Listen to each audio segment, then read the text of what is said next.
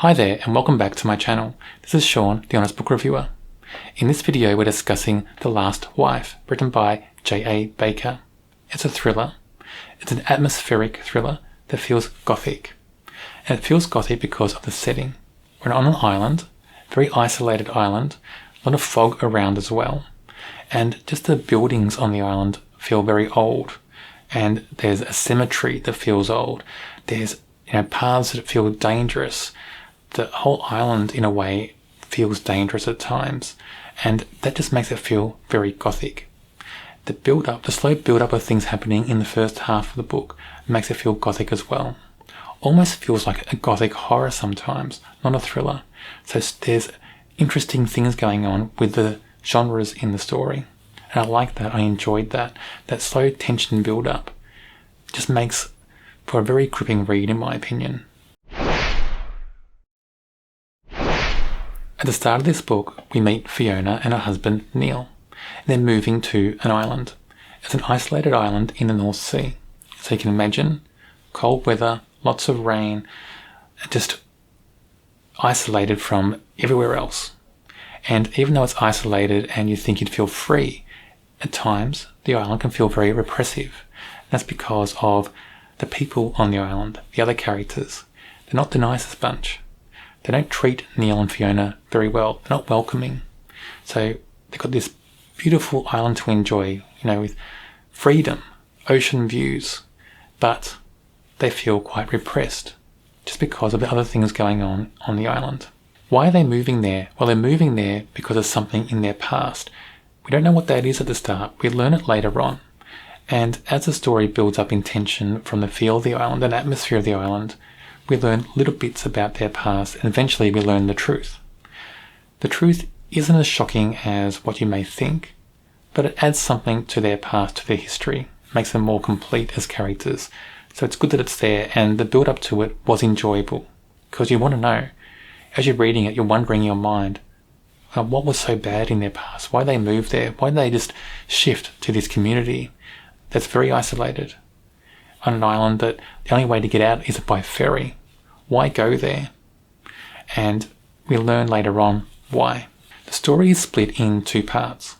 The first part is from Fiona's point of view, and that's the part where the atmosphere really builds up on the island and in the book. We see other characters, island locals, as we think of them, not being welcoming, saying really awful things to Fiona and to Neil. And they're very threatening sometimes as well. People say to her at different times, "Why are you here? If you stay on the island, you deserve what comes. If you stay on the island, you're going to die." That sort of thing. When she walks around the island and drives around the island as well and just sees different things, we've got a graveyard. We've got graves in the graveyard that are fresher graves for the last few years, and most of them are women. Why are there so many graves for women on the island? What's happening to the women? And there's not many women around. And when she's going around the island, she just realizes that most of the people on the island are men. And women keep either disappearing or dying in mysterious accidents. Then we have other things going on as well. Threatening notes. Other things left near their cottage, near Fiona and Neil's cottage. And Neil, as a character in this first part, just seems to be somebody who wants to shrug things off. Can see things happening, but ignores them. So it doesn't really back Fiona up. And that just adds to tension as well, because you've got tension between Fiona and Neil adding to it. So all through this first part of the story, there's so much tension. We've got tension just with the island, with the atmosphere of the island. We've got tension between Fiona and locals on the island. We've got tension between Fiona and Neil as well. So many things going on in this first part of the book just add tension, and that just builds up to the second part. I'm not going to say anything about the second part of the story, because that's when a lot of secrets are solved, a lot of things just explode in the plot. They become more gripping, more intense, more timely. There's more at stake in that second part of the story.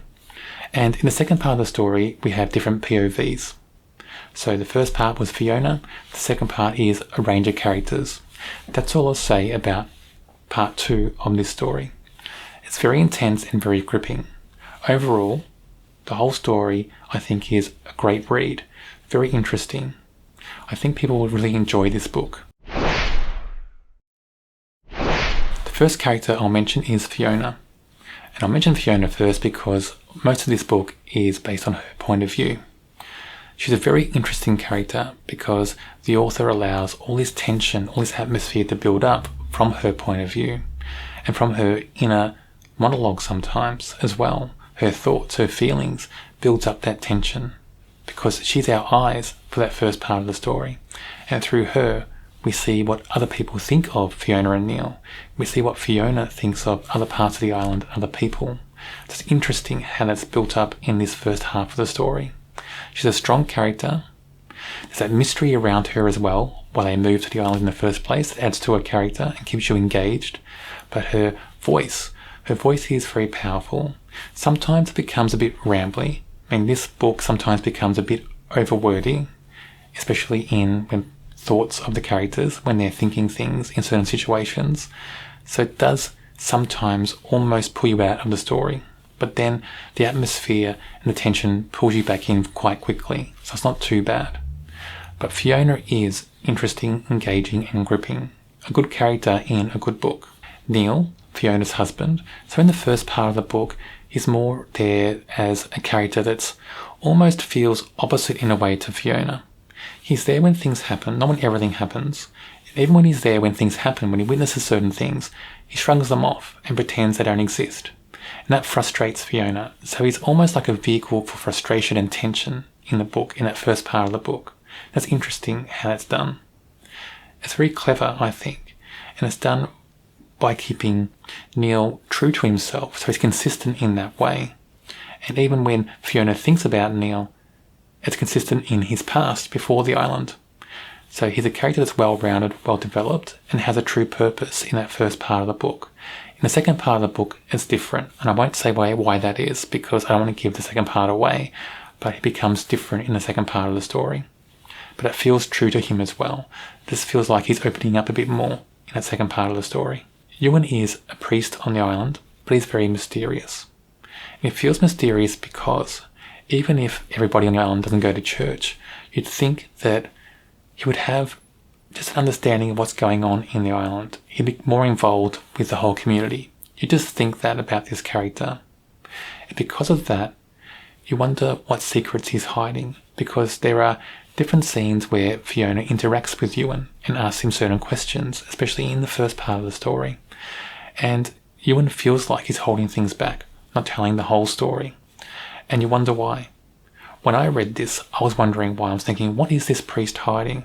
What secrets does he know about the island he's not giving away? And then that was on my mind through the whole book.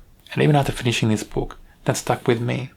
Because I just thought it's very subtle, but it's very clever how it's written.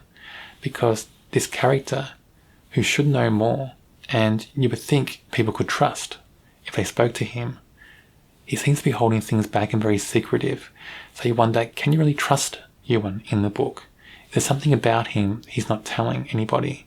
That was very clever, very intriguing in this story. I really enjoyed this story. It took me by surprise because I've not read anything by J.A. Baker in the past. And I didn't know what to expect. On the blurb, it was talking about a good thriller, very gripping. And I thought, okay, let's give it a go. And it was. The atmosphere of the island was so rich. It felt like you were there. It felt like you were feeling the weather, that you were in the fog, that you were in the rain. So it rains a lot in this book. It just felt like you were on that island in that isolated setting. The atmosphere almost feels gothic, and that blend, that strange blend where we've got a thriller, but sometimes it feels like a gothic horror as well. And I was wondering, what was the reveal going to be later on in the book? Is it going to be a thriller or switch to some sort of gothic horror? And that was interesting as well. And I didn't know what to expect, didn't know what to hope for in the book as well. I just thought, whatever it leads to, I hope it's immense, hope it's epic, hope it's gripping. And it was. So overall, it's a great read. I think many people will enjoy this book. I do hope it finds a wide audience because it is a very gripping thriller. On my channel, I review a lot of thrillers. If you like thrillers, check out my channel and subscribe. On my channel, there are books from many genres. There should be a link to one now on the screen.